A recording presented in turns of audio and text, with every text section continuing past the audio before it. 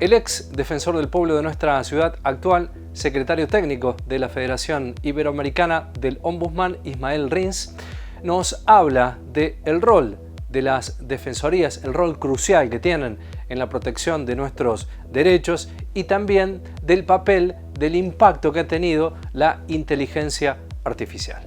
Bueno, la verdad que una nueva actividad un poco dentro de lo que venía haciendo en la función pública, ahora ya en el plano privado, un cargo que asumí por allá por octubre, cuando terminábamos, digamos, lo terminé de asumir definitivamente porque hubo un plazo de transición ahí y que, bueno, definitivamente tiene una continuidad con lo que venía haciendo en el sector público, ahora en el sector, lo que se llama el tercer sector o de las organizaciones de sociedad civil, en una organización iberoamericana que nuclea a defensores del pueblo a nivel nacional y a nivel subnacional.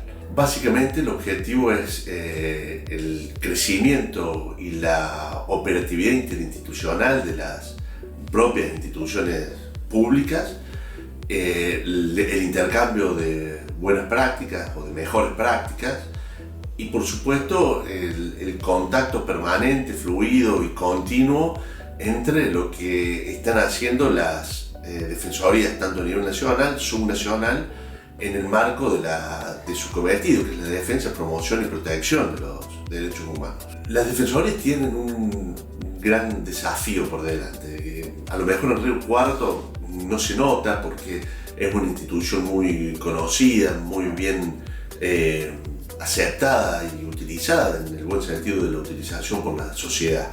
Pero por supuesto que queda en otras latitudes mucho camino por recorrer en torno al nivel de conocimiento y de utilización de la institucionalidad y sobre todo también del estudio, es decir, en el marco universitario pero también en el marco de la escuela secundaria, estudiar para qué sirve la defensoría en el ámbito de las ciencias sociales, ¿no? Creo que eso también hace que sea todavía una institución pública dentro del ámbito estatal no muy conocida, porque cuando, en mi caso, yo soy egresado de la Universidad Nacional de Córdoba,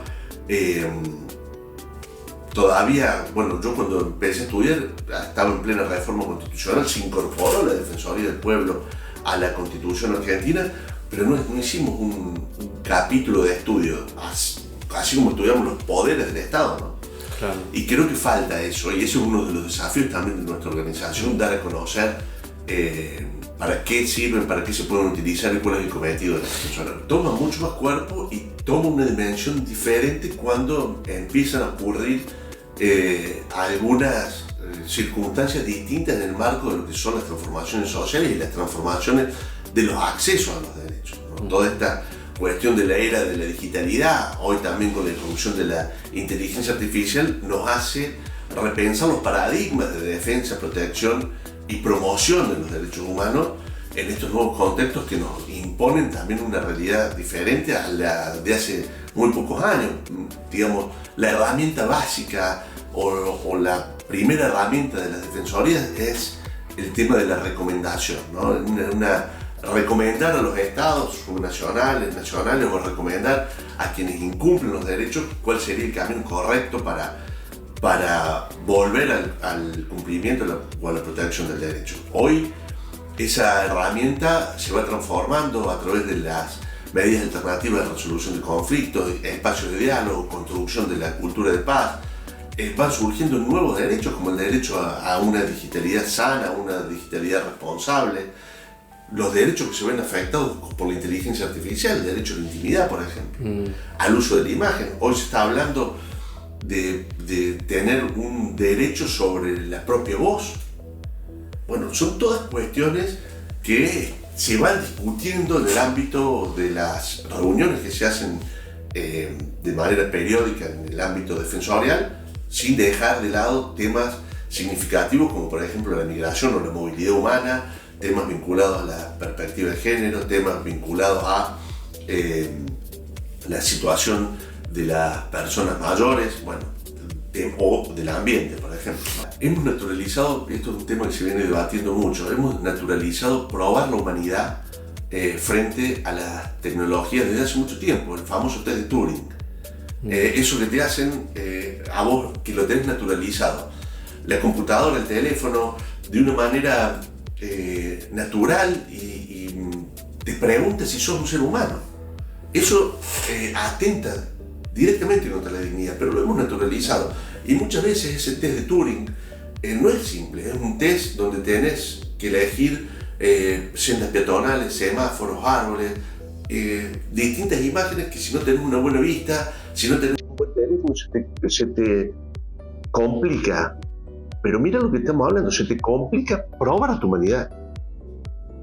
Creo que ahí es uno de los principales desafíos, cómo empezamos a dialogar con la inteligencia artificial, una inteligencia artificial que ya hemos probado que miente, que manipula.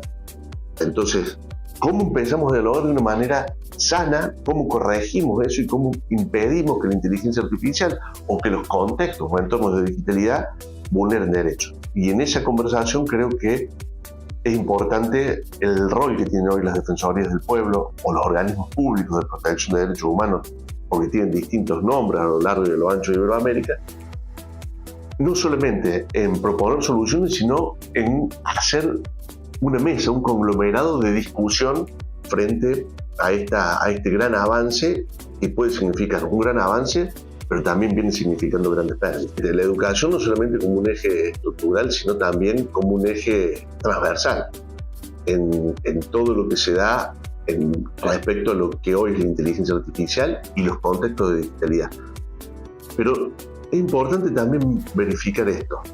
Hoy la educación impone un paradigma nuevo porque, digamos, la experiencia ya no tiene el mismo valor que tenía hace unos años. ¿Por qué? Porque la acumulación de experiencia no te hace mejor en esto, porque lo que usabas hoy ya mañana tiene una lógica distinta y ya no te sirve. Entonces estamos ante un escenario de vivencia, ¿no? O sea, vos tenés que repetir esa vivencia, ser pragmático y estar dispuesto a cambiar rápidamente. Vos antes aprendías algo, sostenías un proceso, acumulabas esa experiencia y la transmitías. Eso también se discute hoy porque la vejez va perdiendo valor. Porque, digamos, la vejez era la acumulación de la experiencia. Esa experiencia hoy ya no está teniendo el mismo valor que tenía hace algunos años. Por lo menos desde la perspectiva de un paradigma contra el cual luchamos mucho, ¿no? Es decir, porque nosotros creemos que hay que seguir valorizando el contexto de la experiencia de las personas. Pero bueno, estamos ante ese desafío en los contextos educativos.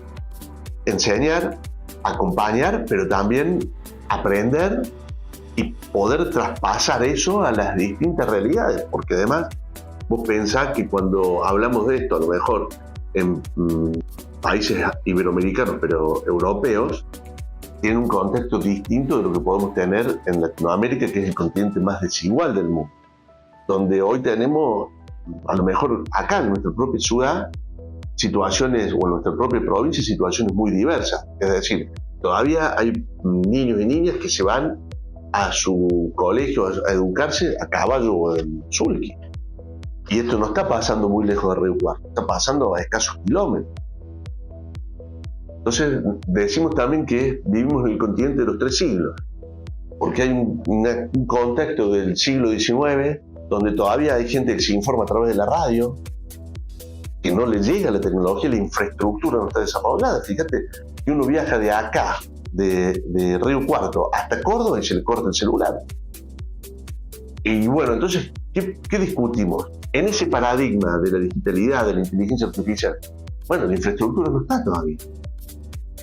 Entonces tampoco el Estado, o los estados, o las empresas, te pueden venir a imponer un paradigma de digitalidad total. Por ejemplo, cuando desde el Estado quieren imponer un paradigma de digitalidad total, con domicilio electrónico, y te dicen, todo se puede hacer digitalmente.